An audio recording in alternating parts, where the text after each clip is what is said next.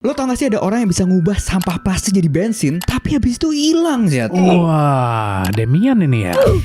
Jadi orang ini bernama Julian Brown, seorang penemu sekaligus TikToker. Bayangin umur 18 tahun aja, dia udah belajar ngelas sendiri di garasi rumahnya. Dari situ dia obsesif banget chat sama dua masalah. Apa tuh? Sampah plastik yang numpuk di mana-mana sama bahan bakar yang makin mahal. Padahal sudah disubsidi ya, soalnya sampai tahun 92 juga ngakuin disubsidi kan katanya kan.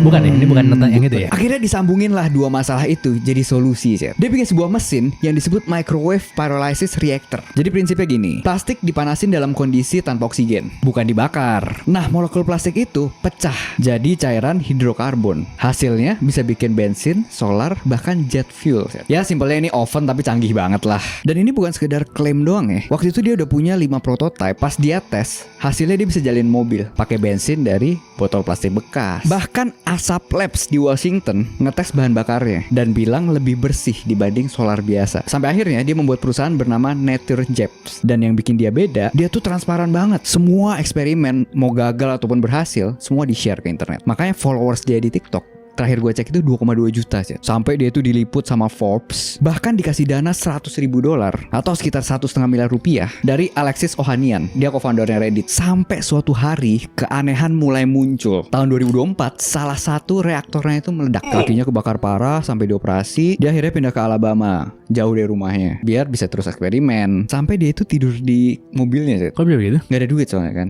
Jadi kerja di tempat panas lah, banyak nyamuk segala macem. Perintis dia maksudnya ya? Perintis. Tapi bukannya itu makin bener lah, tapi situasinya malah makin aneh. Gimana maksudnya? Dia sering upload video gitu kan. Katanya sering ada helikopter malam-malam datang nyorot mobilnya. Diintai dia son. Diintai. Dia sempat ngomong ke kamera gini, gue tahu umur gue gak bakal panjang, makanya tiap hari gue pakai buat bikin sesuatu. Dan puncaknya di 9 Juli 2025 Julian bikin pernyataan terakhirnya di IG story. Dia bilang, gue lagi sering nih, tolong screen record ini. Abis itu beneran hilang tanpa jejak. Wah, ditangkap FBI ya. Nah, Pasti ada yang tidak senang dong energi alternatif diciptakan son.